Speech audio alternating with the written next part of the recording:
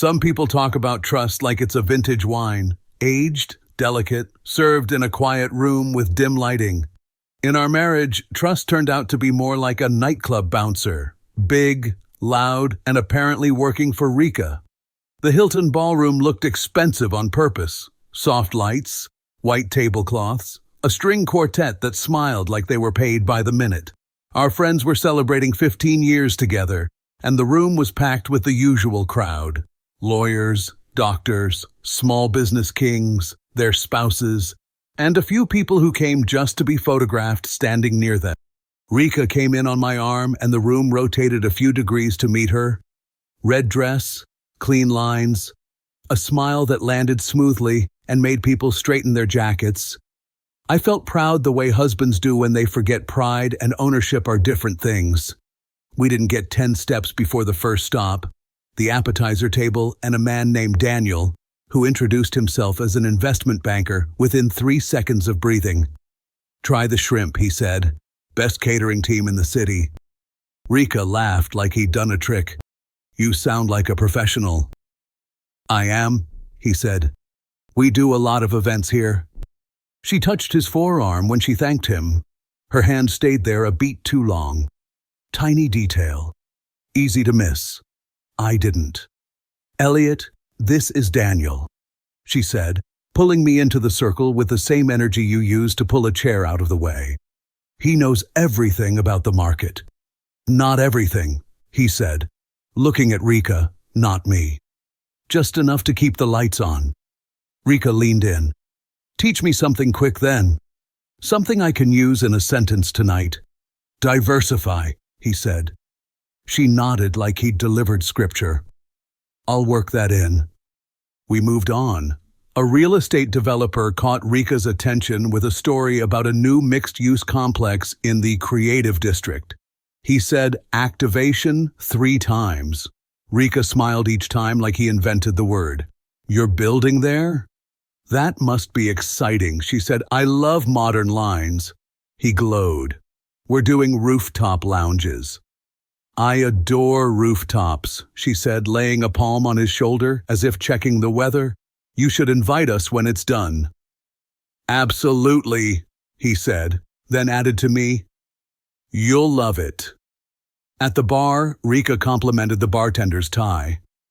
"Great knot," she said. "Windsor?" "Half Windsor," he said, suddenly standing taller. "Old habit." "It looks sharp," she said, holding his gaze. "2 champagnes, please." We joined a cluster of men in tailored suits. Rika listened like a good student, asked simple questions, and laughed at the right moments. A guy told a golf story that had no beginning, no middle, and a mercy killing of an end. She smiled. "I'm sure your swing is fine. You'll have to show me sometime, any time," he said, brightening like a porch light. Another man said, "Careful, your husband might get jealous." Rika turned to me with friendly eyes for the crowd. "Elliot never gets jealous. He trusts me completely." They laughed. I smiled. It felt like I'd been given a line in a play I didn't audition for. I pulled her aside near a tall plant pretending to be a tree. "Having a good time?" "Of course," she said. "Don't be so serious. You're very social." "That's the point, Elliot. Relax. Enjoy." We went back. She drifted. I orbit-walked behind her like a polite moon. Later we sat with friends at a round table. Toasts started.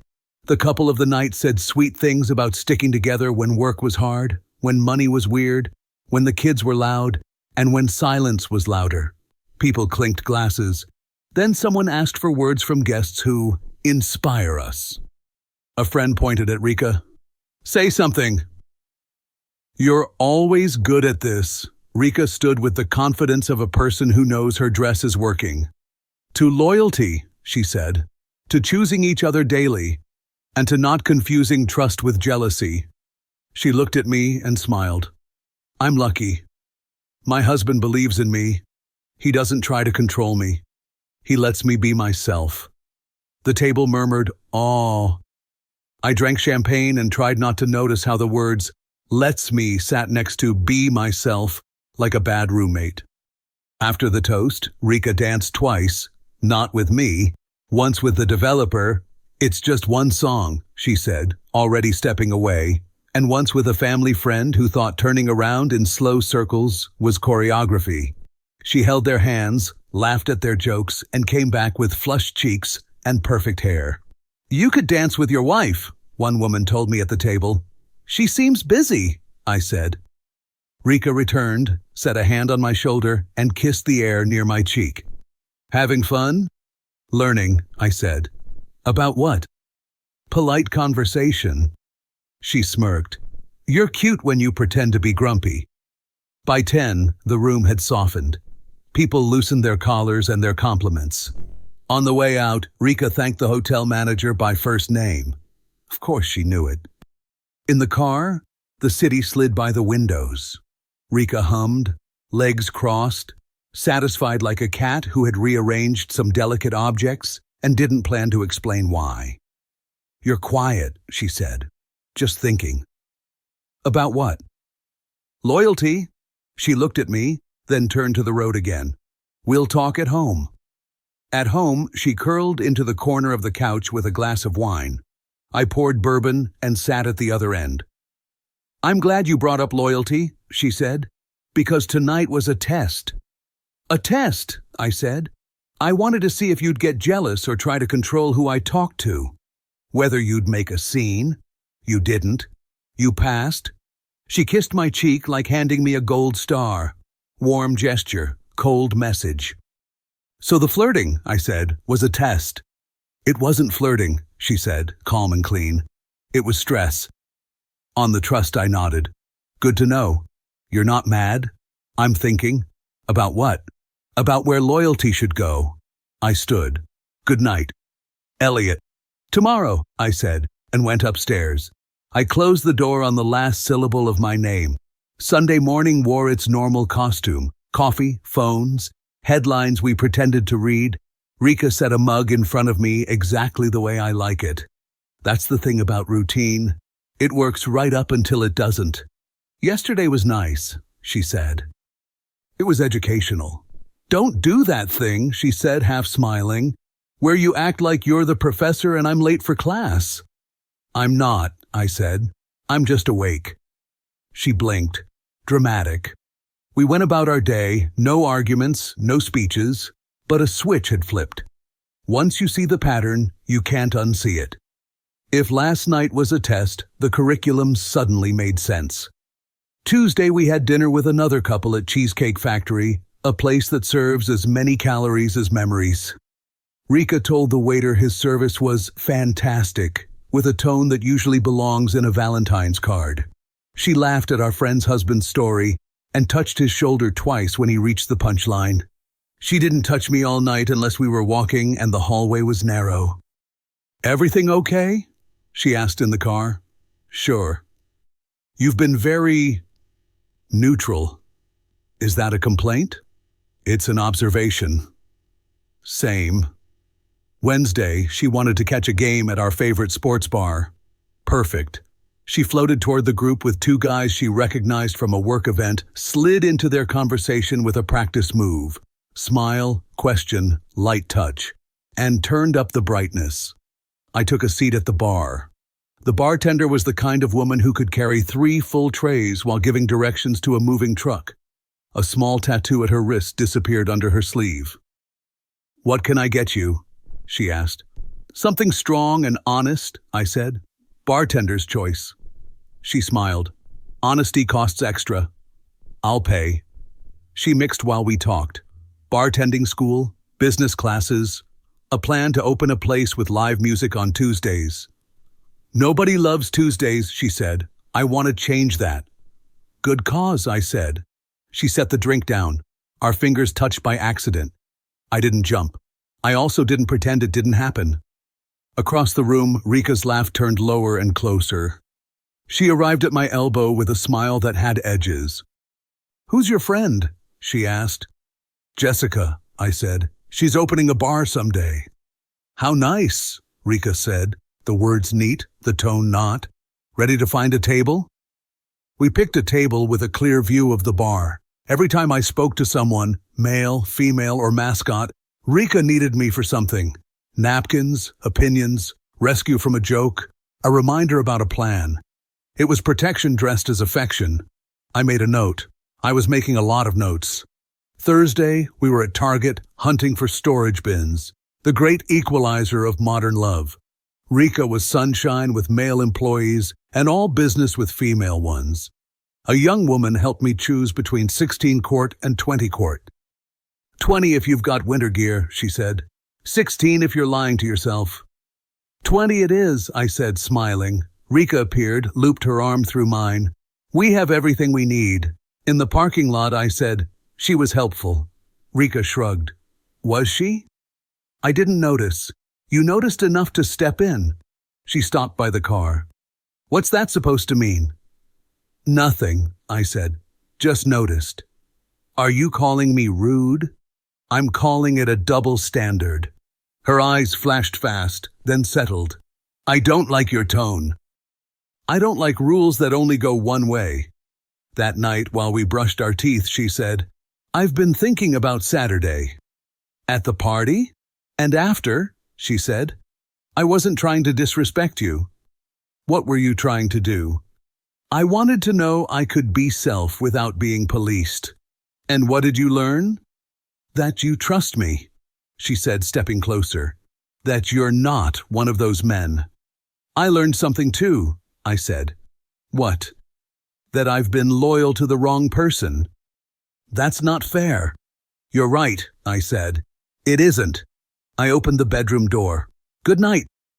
Friday I got up before the alarm, laced my shoes, and left before her morning routine could draft me. At the gym, a trainer named Carlos, ex-Marine, said little and counted slowly. I survived.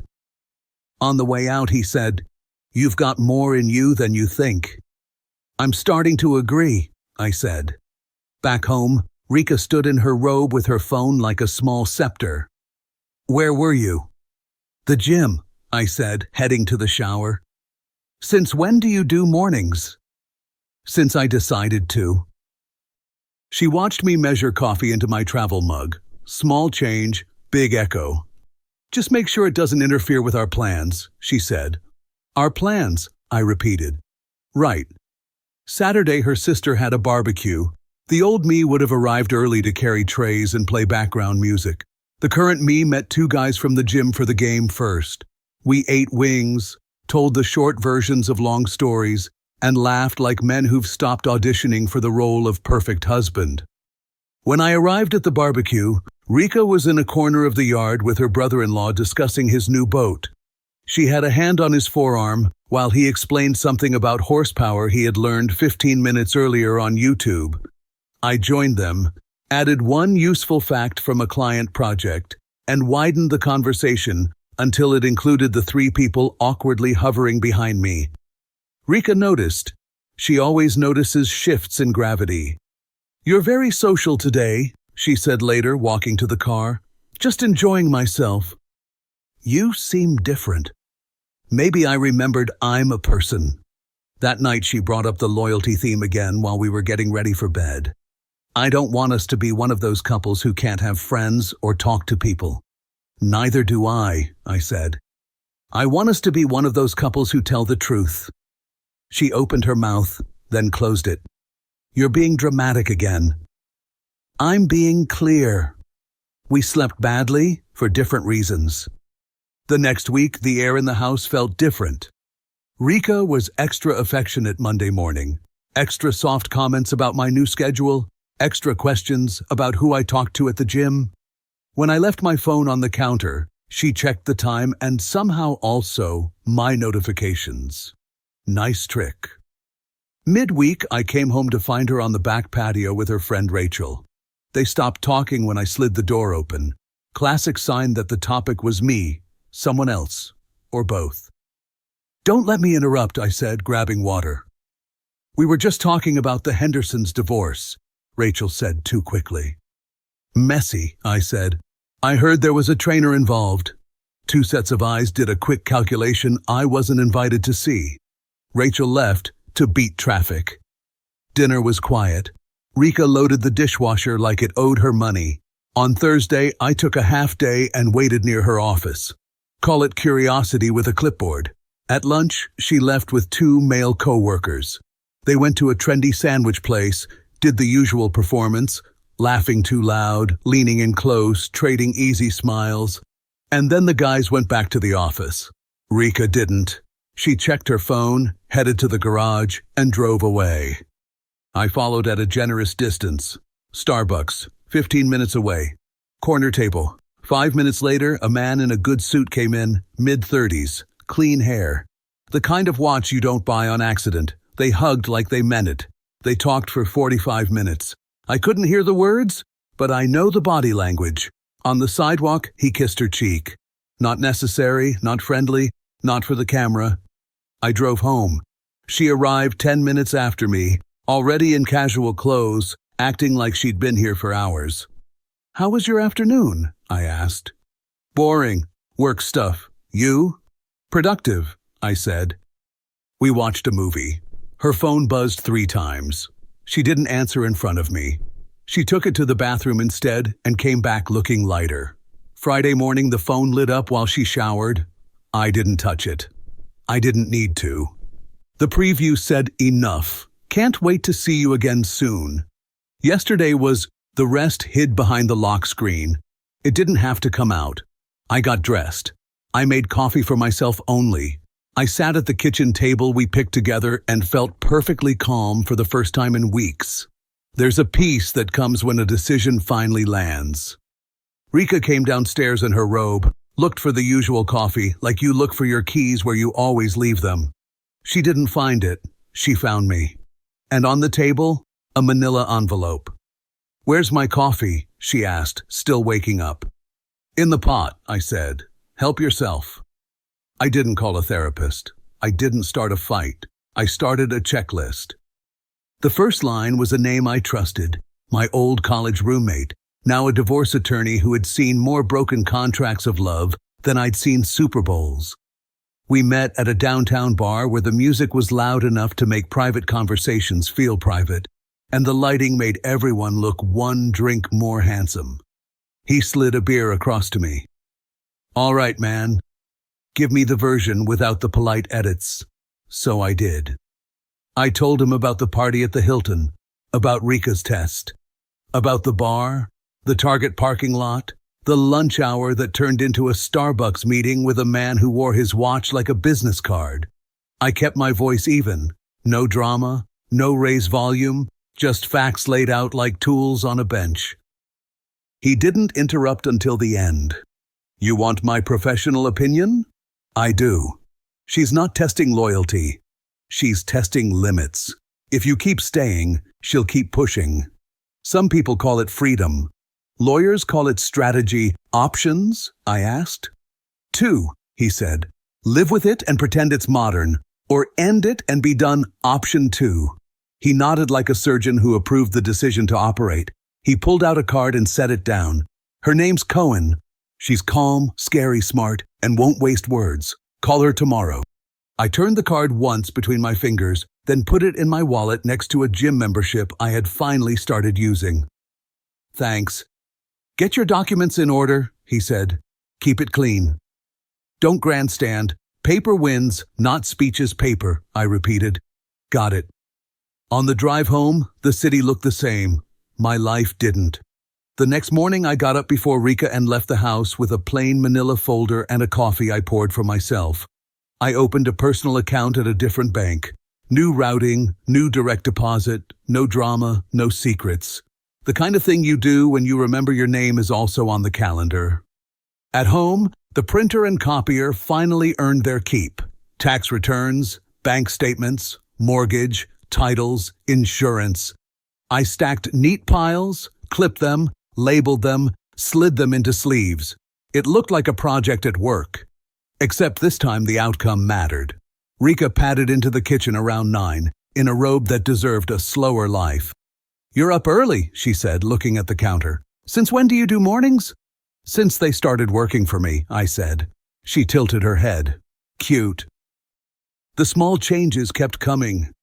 I didn't carry her bag automatically when we left the house. I didn't ask for her schedule like it was a weather report. When she paused by the door and waited for me to grab her coat, I didn't. Not rude, not cold, just not doing it. She would glance at me, then take the coat herself and laugh it off.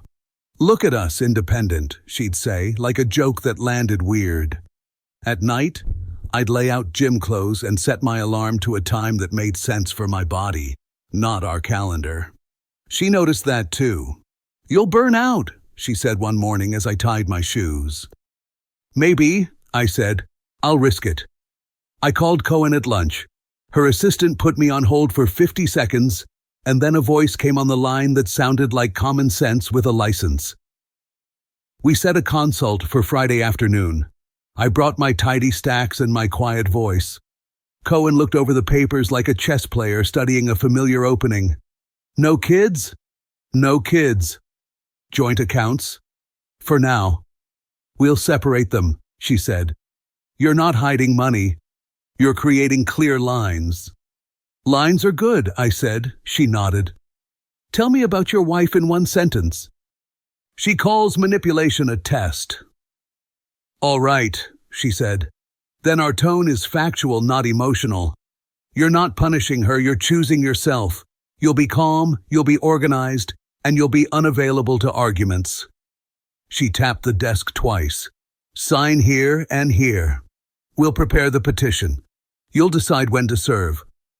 When I got home, Rika was on the couch, half watching a show where strangers yell at open-concept kitchens. She clicked pause and smiled. "How was your day?" "Productive." "Anything interesting?" "Boundaries," I said. "Very trendy." She rolled her eyes. "You and your words." We were polite. That was the strangest part. The house was full of friendly phrases balanced on quiet contempt. She chatted more, oddly enough. She checked in more often. She sat closer, but not to be close, only to keep the camera centered on her. When I set my phone face down on the counter, she picked it up to check the time and lingered. I didn't snatch it away. I didn't say a word. I just watched her realize I was watching. A few days later, we had dinner with two couples we'd known for years, the kind of dinner where people order bone marrow to show they have opinions. The server introduced the specials, and Rika smiled at him like he'd trained for this moment under her supervision. She was in her element, telling a light story here, asking a simple question there, and placing herself in every anecdote like a polished mirror. Midway through the second course, someone asked, "How do you two never fight? What's the trick?" Rika put down her fork and lifted her glass. "Elliot is the most secure man I've ever met," she said. "I can talk to anyone. I can go anywhere. He trusts me completely." She gave me a bright, public smile. "He never gets jealous." The table nodded and hummed with approval. The compliment was for her, but it wore my name like a sticker. I smiled back. "That's true," I said. "I don't get jealous. I get observant." A couple of people laughed. One friend asked, "Observant how?" "I keep track of patterns," I said, and took a sip of water. Rika let out a neat, practiced laugh. "He's kidding. He's a spreadsheet in human form. It's adorable." "Adorable," I repeated. "That's one word." The conversation moved on to vacations and home renovations. I contributed normal human sounds and facts. Rika brushed my sleeve once in a way that read as affectionate to the table and as a warning to me. After dessert, we walked to the car. "That little line at dinner," she said, low. "Observant?" "Just a joke," I said.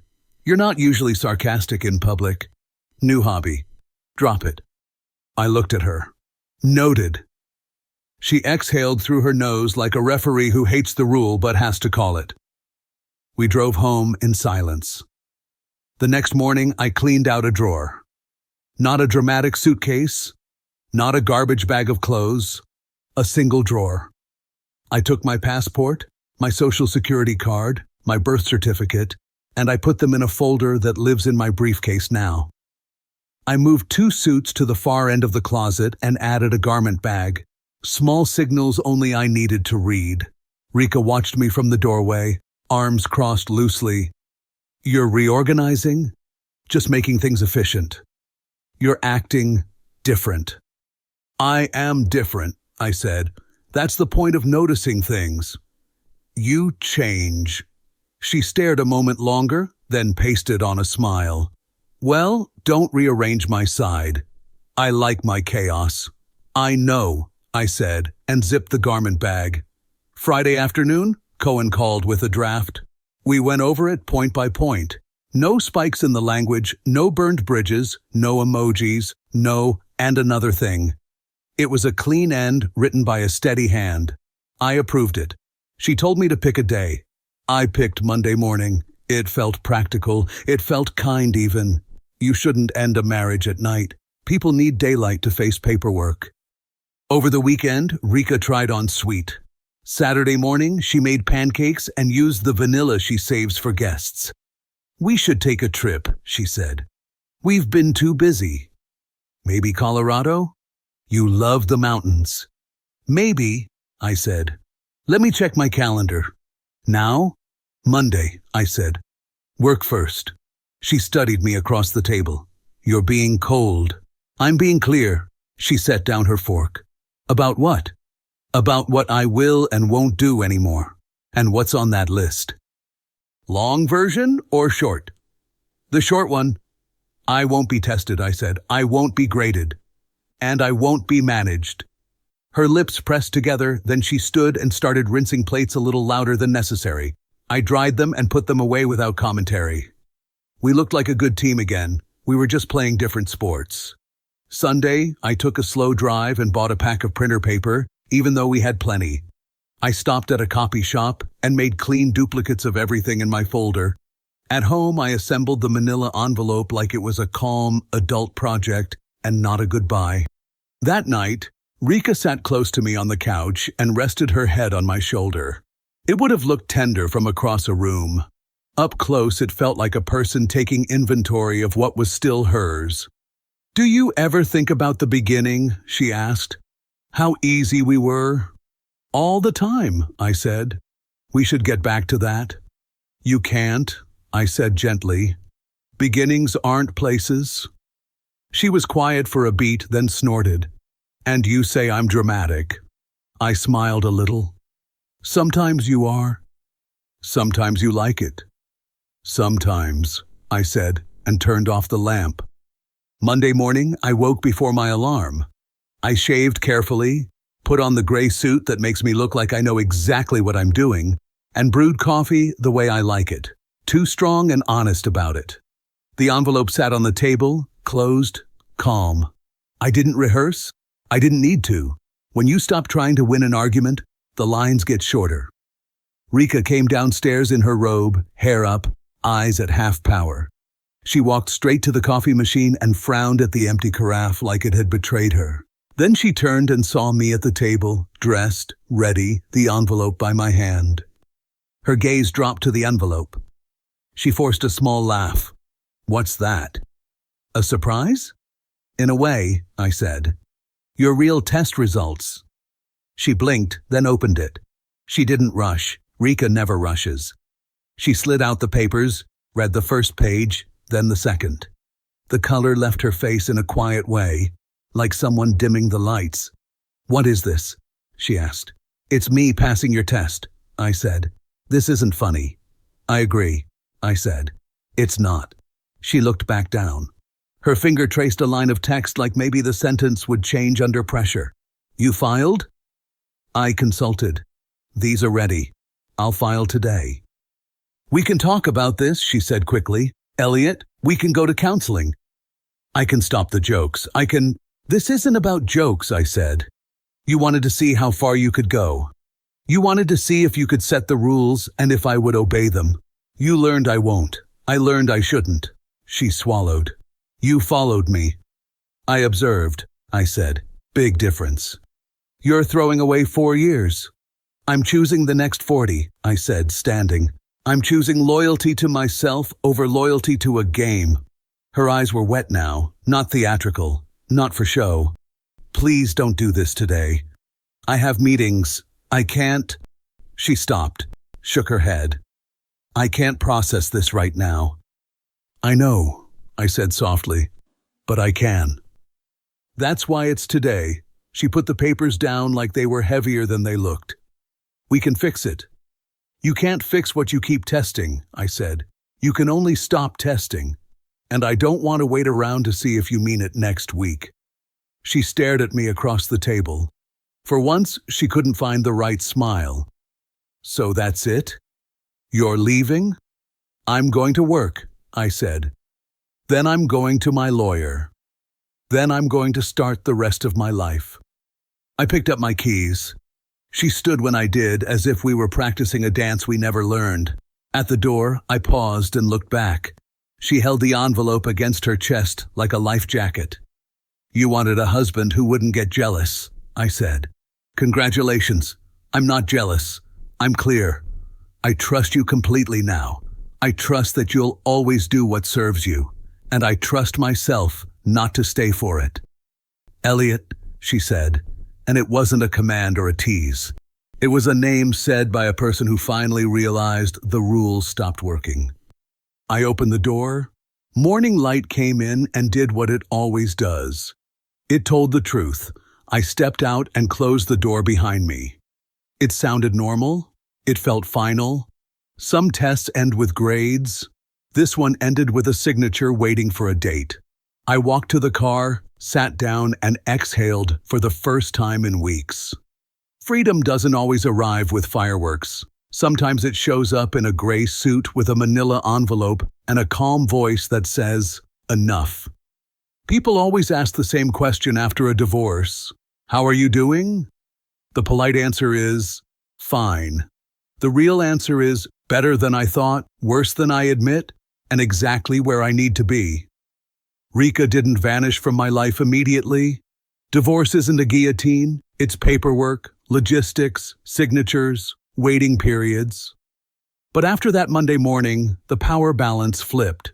She wasn't the examiner anymore. I was.